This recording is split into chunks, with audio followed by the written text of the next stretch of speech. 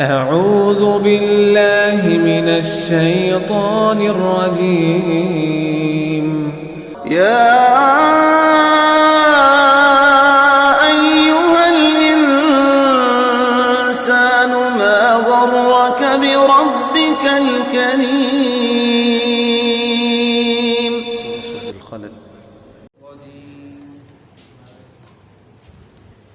أعوذ بالله من الشيطان الرجيم بسم الله الرحمن الرحيم وقال الذين لا يرجون لقاءنا لولا أنزل علينا الملائكة أو نرى ربنا لقد استكبروا في أنفسهم وعتوا عتوا كبيرا يوم يرون الملائكة لا بشرى يومئذ للمجرمين ويقولون حجرا محجورا وقدمنا إلى ما عملوا من عمل فجعلناه هباء منثورا أصحاب الجنة يومئذ خير مستقرا وأحسن مقيلا ويوم تشقق السماء بالغمام ونزل الملائكة تنزيلا الملك يومئذ الحق للرحمن وكان يوما على الكافرين عسيرا اللهم انفعنا بما علمتنا وعلمنا ما ينفعنا وزدنا علما اللهم أرنا الحق حقا وارزقنا اتباعه وأرنا الباطل باطلا وارزقنا اجتنابه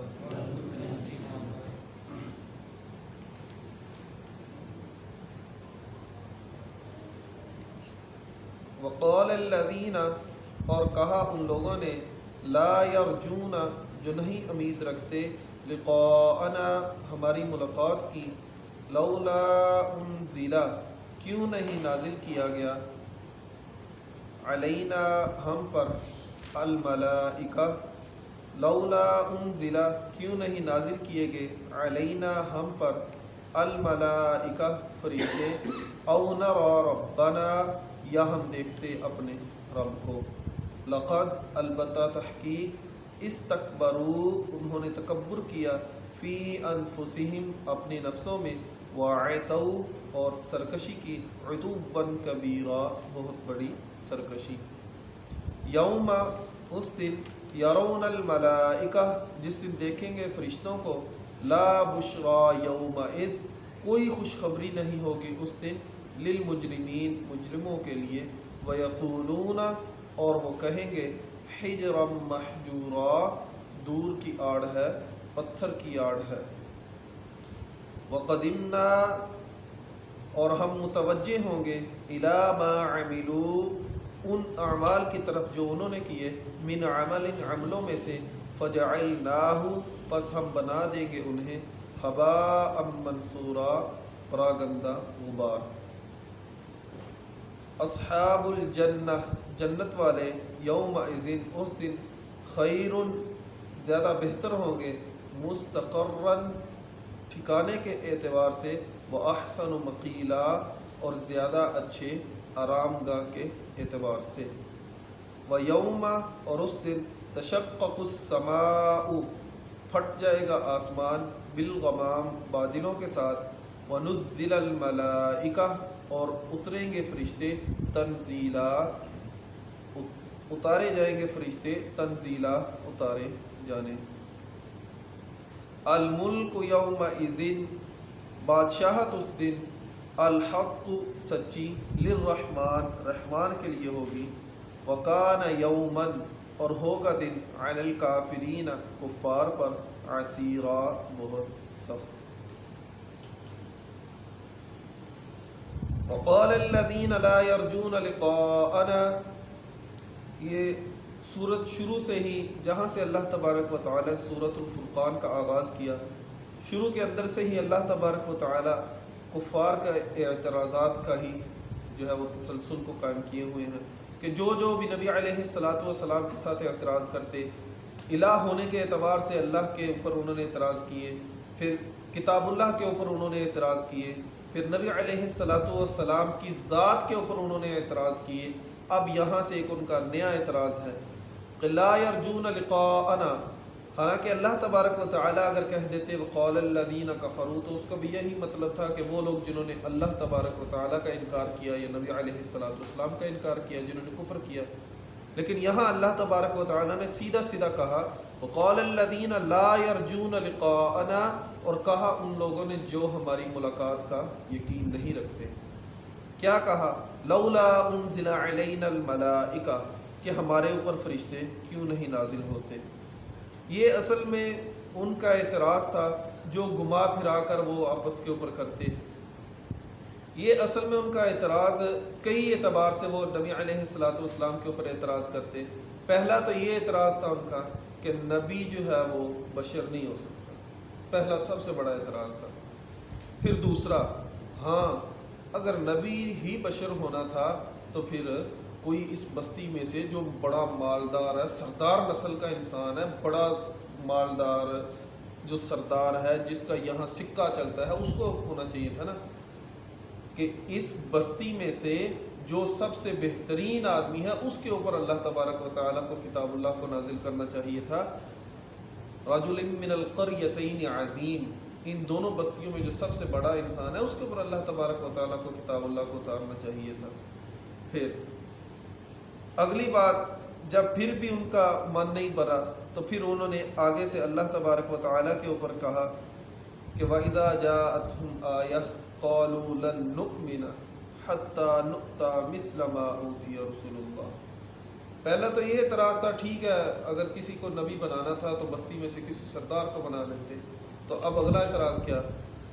کہ لَن نُؤْمِنَ حَتَّى نُؤْتَى مِثْلَ مَا أُوتِيَ رُسُلُ اللَّهِ، ہم اس وقت تک اللہ تبارک و تعالیٰ کے رسول کے اوپر ایمان نہیں لائیں گے جب تک جیسے کتاب اللہ نبی علیہ الصلاۃ والسلام کے اوپر نازل کی جاتی ہے ویسے ہم سب پر بھی نازل کی جائے،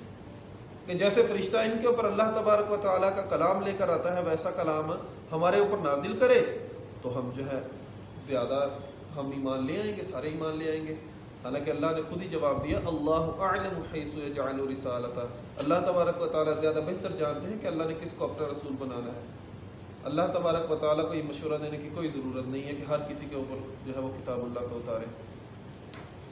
پھر کبھی انہوں نے اعتراض کیا کہ ملائکہ جو ہے یہ ہمارے سامنے اترے،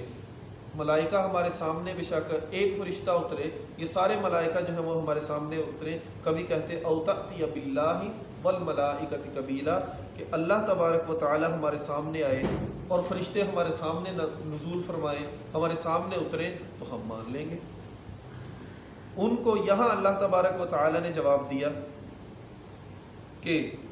لولا انزل علینا الملائکہ، یہ جو کہتے ہیں نا کہ ہمارے اوپر فرشتے کیوں نہیں اترے، یہ اصل میں لا یرجون لقاءنا ہے کہ یہ ہماری ملاقات کا یقین ہی نہیں کرتے۔ اگر یہ ہماری ملاقات کا یقین کرتے نا تو ان کو یہ اتنی لمبی کہانی گڑھنے کی ضرورت نہیں تھی، ان کو پتہ تھا کہ یسأل ایان یوم القیامہ کا کیا جواب اللہ نے دیا، فَإِذَا بَرِقَ الْبَصَرُ، کہ یہ قیامت کے بارے میں سوال کرتے ہیں قیامت کب آئے گی، تو اس کا جواب ہے جب آنکھیں پتھرا جائیں، جس وقت جس کی بھی موت واقع ہو جائے گی اس کے لیے اسی وقت قیامت ہے۔ اور آپ کو پتہ ہے موت واقع ہونے سے پہلے کیا ہوتا ہے، فرشتہ آتا ہے، فرشتہ آگے کیا کرتا ہے، یا جنتی انسان ہے یا دوزخی انسان ہے، دونوں کے لیے ہی فرشتے آتے ہیں اور اس کی روح کو قبض کرتے ہیں۔ لولا انزل علینا الملائکہ، ان کا اعتراض تھا کہ ہمارے اوپر فرشتے کیوں نہیں نازل کیے جاتے، تو اس کا جواب اللہ تبارک و تعالی نے دیا اگلی آیت مبارکہ کے اندر کہ پہلا کہ فرشتے جو ہیں وہ دو ہی صورتوں کے اندر نازل ہوتے ہیں، یا وہ اللہ تبارک و تعالیٰ کا عذاب لے کر نازل ہوں گے یا وہ موت کے لیے نازل ہوتے ہیں، ورنہ ہر کسی کے لیے فرشتے نازل نہیں ہوتے۔ تو اگر اللہ کا عذاب لے کر وہ اتریں گے تو پھر بھی بہت بری بات ہے، اور اگر یہ ان کے لیے موت کے فرشتوں کی صورت میں آئیں گے تو جیسے ان کے کردار ہیں، جو ان کے اعمال ہیں، وہ بھی ان کو پھر جہنم کے اندر ہی لے کر جائیں گے، ان کے لیے پھر بھی اس حالت میں خیر نہیں ہوگی۔ او نرا ربنا، یا ہم اپنے رب کو دیکھیں۔ دوسرا اعتراض کہ یہاں پر فرشتے اتریں یا ہمارے اوپر رب کا ظہور ہو، ہم اپنے رب کو سامنے ظاہر دیکھیں۔ لقد استکبروا فی انفسہم، بے شک تحقیق انہوں نے تکبر کیا اپنے نفسوں کے اوپر، وعتوا عتوا کبیرا، اور بہت بڑی سرکشی اختیار کی۔ اب یہاں اور کریں کہ ان کا مطالبہ تھا کہ ہم اپنے رب کو دیکھیں، یہ دو طرح سے، حالانکہ نبی علیہ السلام نے وہ واقعہ بیان فرمایا، قرآن مجید کے اندر بھی ہے کہ موسیٰ علیہ السلام نے بھی مطالبہ کیا تھا کہ اللہ میں چاہتا ہوں کہ میں آپ کو سامنے دیکھوں۔ تو موسیٰ علیہ السلام کا مطالبے کو اللہ تبارک و تعالیٰ نے جو ہے تکبر نہیں کہا، لیکن یہاں جو تھا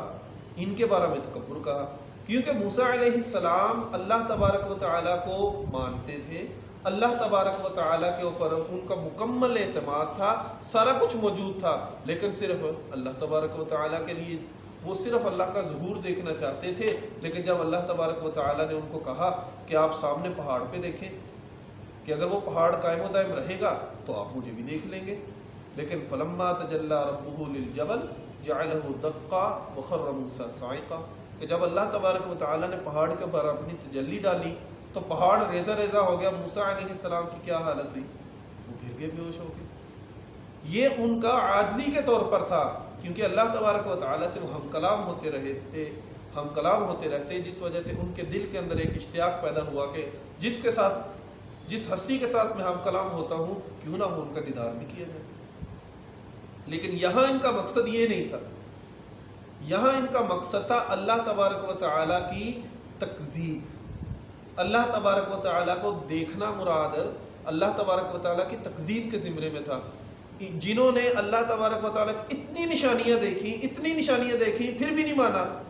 آپ دیکھیں کفار مکہ کے اوپر صرف اللہ تبارک و تعالیٰ نے بڑے بڑے معجزے نازل نہیں کیے، بلکہ کبھی وہ پتھر کے لے کر آ جاتے کہ یہ پتھر بول کے آپ کی گواہی دے، ہم مانتے ہیں، کبھی چاند کے 2 ٹکڑے کروائے، اور کبھی کیا کچھ مانگا، کبھی پتھروں کو پاس بلوایا کہ اگر وہ پتھر آپ کے پاس آ جائے، پتھر پاس آیا، ہر چیز نے آپ کے سامنے گواہی دی، جو وہ کھجور کا درخت نکلا، سارا کچھ ان کے پاس موجود تھا۔ لیکن اس کے باوجود بھی ان کا کیا طریقہ اختیار تھا، انہوں نے کیا طریقہ اختیار کیا کہ جنگ بدر کے اندر جانے سے پہلے بھی ان کی کیا دعا تھی؟ ان کان ھذا ھو الحق من عندک فامطر علینا حجارۃ من السماء۔ ان کی اصل میں دل کے اندر ہی اللہ تبارک و تعالیٰ نے ایسی ٹیڑھ ڈال دی تھی نبی علیہ السلام کی توہین کرنے کی وجہ سے، تکذیب کرنے کی وجہ سے، کہ ان کے دل اس قدر مڑ گئے کہ انہوں نے خود ہی اپنے لیے کیا کعبۃ اللہ کے اندر دعا کی، اللہ اگر یہ تیرا رب سچا ہے تو یہ نہیں کہا کہ ہمیں ہدایت دے، کیا کہا؟ فَأَمْطِرْ عَلَيْنَا حِجَارَةً مِّنَ السَّمَاء، ہمارے اوپر آسمان سے پتھروں کی بارش نازل کر دے۔ اس لیے اللہ تبارک و تعالیٰ نے کہا لَقَدِ اسْتَكْبَرُوا فِي أَنفُسِهِمْ، کہ ان کا یہ جو مطالبہ تھا اللہ کو دیکھنا یا ملائکہ کا نزول، یہ اصل میں ان کے دلوں کے اندر ایک تکبر تھا کہ یہ نبی علیہ السلام کی ذات سے اپنے آپ کو اعلیٰ اور رفع سمجھتے تھے۔ یوم یرون الملائکہ، جس دن یہ فرشتوں کو دیکھیں گے، یہ اسی دن کا مطالبہ کرتے ہیں نا، تو کوئی بات نہیں، یہ دن بھی آئے گا۔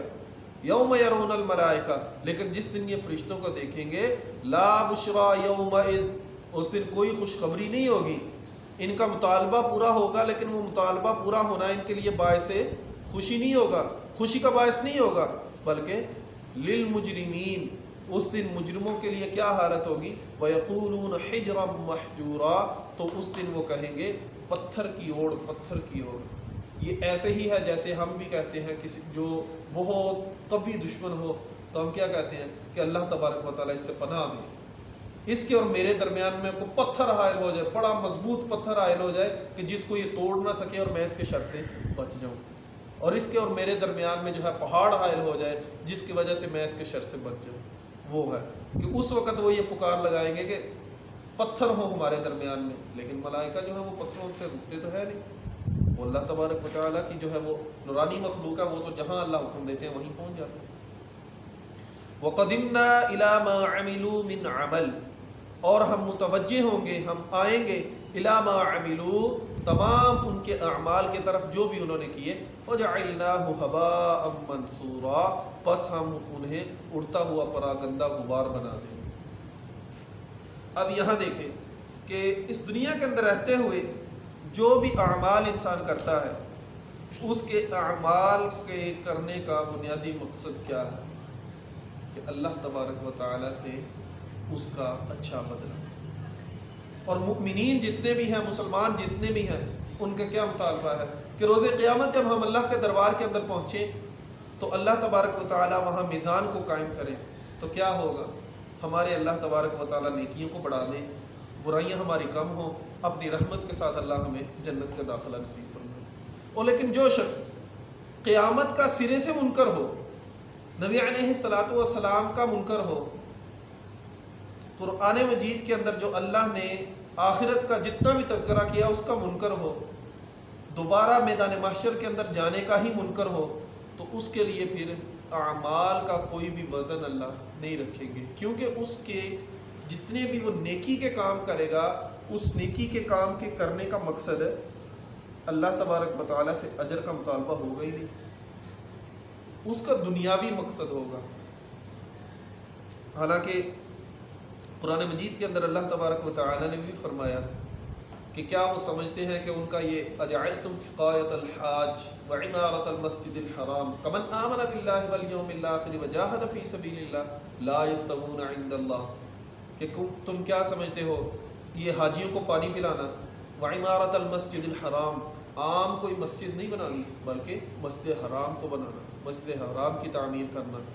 اور آپ خود سوچیں کہ حاجیوں کو پانی پلانا اور مسجد حرام کی تعمیر کرنا یہ بہت بڑے بڑے نیکی کے کام ہیں، اور ان کے اندر چھوٹے کام سارے ہی آ جاتے ہیں کہ جس کے بڑے بڑے نیکی کے کام ذکر کیے جائیں اس کے چھوٹے کام خود ہی اس کے اندر شمار ہو جاتے ہیں، کہ اللہ تبارک و تعالی نے بڑے بڑے کاموں کا خود ذکر کر کے فرمایا کیا تم سمجھتے ہو کہ تم یہ دونوں کام کر لو گے تو تم ایسے ہو جاؤ گے کمن آمن باللہ والیوم الآخر وجاہد فی سبیل اللہ، کہ تم ان لوگوں کی طرح ہو جاؤ گے جو اللہ تبارک و تعالیٰ کے اوپر ایمان لائے اور انہوں نے اللہ کے راستے کے اندر جہاد کیا۔ لا یستوون عند اللہ، یہ کبھی بھی اللہ کے ہاں برابر نہیں ہو سکتے، یعنی کہ جس نے اللہ کے راستے کے اندر جہاد کیا اور ایمان لایا، بے شک اس نے حاجیوں کو پانی نہیں بھی پلایا، اس نے بیت اللہ کی تعمیر نہیں بھی کی، پھر بھی اللہ تبارک و تعالیٰ اس کو بہت اچھا اجر دیں گے۔ لیکن جس نے اللہ پر اور آخرت کے دن پر ایمان نہیں لایا، اس کا حاجیوں کو پانی پلانا، کعبۃ اللہ کی تعمیر کرنا، دنیاوی اعتبار سے جس قدر وہ اچھے کام کرے، جو مرضی اچھے کام کرے، حقوق العباد کے اندر جس قدر اچھا ہو، لیکن اگر وہ حقوق اللہ کے اندر پورا نہیں ہے نا تو اس کے لیے نجات نہیں ہوگی۔ ہمارے عمومی طور پر ایک بات عوام کی ذہن کے اندر ہے، عوام کی زبانوں کے اندر بھی ہوتی ہے، وہ کیا کہتے ہیں کہ اگر یہ لوگ بخشے گئے تو ہم دوڑ کے جنت میں چلے جائیں گے۔ تو ان کے لیے بھی یہی آیت مبارکہ کافی ہے کہ تمہارا اللہ تبارک و تعالیٰ کے اوپر ایمان ہے ہی نہیں، تمہیں پتہ ہی نہیں ہے کہ میزان کیا چیز ہے۔ جو اللہ تبارک و تعالیٰ ترازو قائم کریں گے اس کے اندر صرف حقوق العباد ہی نہیں ہوگا، اس کے اندر حقوق اللہ بھی شامل کیے جائیں گے۔ حقوق العباد اپنی جگہ، لیکن حقوق اللہ اپنی جگہ۔ کوئی یہ نہ سوچے کہ میں حقوق اللہ ادا نہ کروں، صرف حقوق العباد ہی پورے کرنے کے ساتھ میں جنت کے اندر چلا جاؤں گا۔ تو جو لوگ یہ کہتے ہیں نا، انہی کی زبانی آپ خود سنیں گے کہ یورپ کے لوگوں کے وہ اخلاقیات ذکر کریں گے بہت اچھی ہیں، وہ چائنا کے لوگوں کے اخلاقیات وہ ذکر کریں گے وہ بہت اچھی ہیں، اور اس کا مطلب ہے کہ وہ سارے کے سارے جنت میں جائیں گے، بے شک وہ اللہ کو نہیں بھی مانتے، رسول اللہ صلی اللہ علیہ وآلہ وسلم کو نہیں بھی مانتے، پھر بھی وہ جنت میں جائیں گے؟ کبھی نہیں جائیں گے، کیونکہ لا الہ الا اللہ مفتاح الجنہ ہے۔ ہاں اس کو اعمال کے جو دندان ہے، سنان ہے، وہ آپ نے ڈالنے، اگر وہ آپ حقوق اللہ اور حقوق العباد سے نہیں ڈالیں گے تو پھر اللہ تبارک و تعالی روز قیامت ان کے جتنے بھی اعمال ہیں ان کو ہباء منصورا کر دیں گے، گرد و غبار کی صورت میں ہوگا۔ اور یہ ہباء منصورا وہ گرد و غبار ہوتی ہے جس کا اپنا کوئی وزن نہیں ہوتا، جیسے روشن دان سے یا کھڑکی سے دھوپ جب اندر آتی ہے تو اس دھوپ کے اندر ہم دیکھتے ہیں تو چھوٹے چھوٹے ذرات جو ہیں گرد کے وہ اڑ رہے ہوتے ہیں، اس کو ہباء منصورا کہتے ہیں، جو اپنا حقیقت کے اندر وجود نہیں رکھتے۔ تو یہاں بھی بالکل ایسے ہی ہے، ان کا اللہ تبارک و تعالیٰ کوئی بھی جو ہے وہ وزن نہیں رکھیں گے، بلکہ اللہ تبارک و تعالیٰ نے سورہ کہف کے اندر فرمایا فَلَا نُقِيمُ لَهُمْ يَوْمَ الْقِيَامَةِ وَزْنًا، کہ ہم ان کے لیے تو سرے سے وزن ہی نہیں قائم کریں گے، ترازو ہی نہیں ان کے لیے ہوگا، کیونکہ جیسے بنا حساب کتاب کے جنت کے اندر جانے والے لوگ ہیں نا، ایسے ہی یہ لوگ بنا حساب کتاب کے دوزخ میں جانے والے لوگ ہیں، ان کے لیے کوئی بھی ترازو قائم نہیں ہوگا۔ نعوذ باللہ من ذالک۔ اصحاب الجنہ یومئذ خیر مستقر، اصحاب الجنہ جنت والے، یومئذ اس دن، خیر مستقر بہترین ٹھکانے کے اندر ہوں گے، ان کے استقرار پکڑنے کی، ٹھہرنے کی جگہ جو ہوگی وہ بہت بہتر ہوگی۔ یہ دونوں اعتبار سے ہو سکتا ہے، دنیاوی اعتبار سے بھی، کہ دنیا کے اندر آپ دیکھیں کہ اللہ تبارک و تعالیٰ نے مؤمنین کو وہ آسائشیں، مسلمانوں کو وہ آسائشیں نہیں دی جو اللہ تبارک و تعالیٰ نے کفار کو دی ہیں، جو یہود کو دی ہیں۔ ٹیکنالوجی کے اعتبار سے، ضروریات زندگی کے اعتبار سے مسلمان جو ہے وہ اتنی ترقی نہیں کر رہے جتنی یہ غیر مسلم کر رہے ہیں، بھلے ہی مسلمان اپنی پستی جو ہے وہ اپنی خود ہی ذمہ دار ہے اس کے، لیکن پھر بھی اس کے باوجود بھی آپ دیکھیں دنیاوی آسائش جو ہے وہ غیر مسلموں کے پاس زیادہ ہے۔ تو جو دنیا کے اندر جنتی لوگ، مؤمن لوگ ویسی سہولیات نہیں حاصل کر سکے، اللہ تبارک و تعالیٰ جیسے ان کے دل کے اندر ہے اس سے بھی زیادہ اچھی ان کو سہولیات وہاں عطا کریں گے۔ وَأَحْسَنُ مَقِيلًا، اور بہت اچھی آرام گاہ ہوگی۔ مقیلہ کہتے ہیں قیلولہ کے بعد کے سونے کو، قیلولہ ہوتا ہے بالکل دوپہر کا سونا، اور مقیلہ ہوتا ہے دوپہر کے بعد کا سونا۔ یعنی کہ مسلمان لوگ جو ہیں جنت کے اندر داخلہ جو ہے ان کو پہلے ہی دن دوپہر کے وقت مل چکا ہوگا، گویا کہ وہ قیلولے کے بعد کا جو سونا ہے وہ جنت کے اندر جا کر کریں گے، وہ وہاں جا کر ٹھہریں گے۔ یا یہ مستقر کا وہ بھی مطلب ہو سکتا ہے جو اللہ تبارک و تعالیٰ نے دوسری جگہ قرآن مجید کے اندر فرمایا متکئین فیہا علی الارائک، کہ وہ بڑے بڑے اونچے اونچے پلنگوں کے اوپر ٹیک لگائے ہوئے ہوں گے۔ وَيَوْمَ تَشَقَّقُ السَّمَاءُ بِالْغَمَامِ، اور اس دن آسمان پھٹ جائے گا بادلوں کے ساتھ۔ یہ آسمان کا پھٹنا کیسا ہوگا؟ یا تو یہ ویسے ہی ہے کہ جیسے اللہ تبارک و تعالیٰ نے اس کو پہلی صورت کے اندر بنایا تھا، یہ دوبارہ پھٹ کر ویسے ہی صورت کے اندر ختم ہو جائے گا، یا یہ ہے کہ جیسے اللہ تبارک و تعالیٰ نے دوسرے سپارے کے اندر سورہ بقرہ کے اندر فرمایا هَلْ يَنظُرُونَ إِلَّا أَن يَأْتِيَهُمُ اللَّهُ فِي ظُلَلٍ مِّنَ الْغَمَامِ وَالْمَلَائِكَةُ وَقُضِيَ الْأَمْرُ، کہ یہ اس وقت کا انتظار کر رہے ہیں کہ جس وقت اللہ تبارک و تعالیٰ جو ہے وہ بادلوں کے اندر سے نزول فرمائیں گے اور فرشتے اتریں گے اور ان کے درمیان فیصلہ کر دیا جائے گا۔ یا تو یہ ہے کہ آسمان جو ہے یہ پھٹ جائے گا اور یہ بادلوں کی صورت کے اندر ہوگا کہ اس کے اندر سے بادل جو ہے وہ نمودار ہوں گے، ان بادلوں سے اللہ تبارک و تعالیٰ بھی نزول فرمائیں گے اور فرشتے بھی جوک در جوک، جماعت در جماعت جو ہے وہ نیچے اتریں گے۔ وَنُزِّلَ الْمَلَائِكَةُ تَنزِيلًا، اور اتارے جائیں گے فرشتے اتارے جانا۔ الْمُلْكُ يَوْمَئِذٍ الْحَقُّ لِلرَّحْمَنِ، اس وقت پھر اللہ تبارک و تعالیٰ فرمائیں گے الملک، بادشاہت، یومئذ اس دن، الحق سچی بادشاہت، للرحمن وہ رحمان کے لیے ہے۔ نبی علیہ الصلاۃ والسلام نے فرمایا یطوی اللہ عز وجل السماوات یوم القیامہ ثم یأخذہن بیدہ الیمنی ثم یقول این الملک این الجبارون این المتکبرون، کہ اللہ تبارک و تعالیٰ روز قیامت آسمانوں کو لپیٹ دے گا، پھر انہیں اپنے دائیں ہاتھ میں پکڑ کر فرمائے گا میں ہوں بادشاہ، کہاں ہیں جبار لوگ، کہاں ہیں متکبر۔ دنیا کے اندر تکبر کرنے والے، دنیا کے اندر جبار قسم کے لوگ تھے، وہ آج کہاں ہیں؟ آج کس کی بادشاہت ہے؟ ذرا دیکھو، للہ الواحد القہار، آج تو واحد اور قہار کی بادشاہت۔ وَكَانَ يَوْمًا عَلَى الْكَافِرِينَ عَسِيرًا، اور یہ دن کفار کے اوپر بہت سخت ہوگا۔ یہ جو ان کا پہلی آیت مبارکہ کے اندر ہم نے مطالبہ پڑھا تھا نا کہ وہ ملائکہ کے اترنے کا وقت مانگ رہے ہیں نا کہ ملائکہ ہمارے اوپر اتریں، تو یہ سارا اللہ نے ان کے اوپر نقشہ کھینچ کے بتایا کہ فرشتے اس وقت اتریں گے، تو آپ سوچ لو اس وقت تمہاری کیا حالت ہوگی۔ اقول قولی ھذا واستغفر اللہ لي ولكم ولسائر المسلمین۔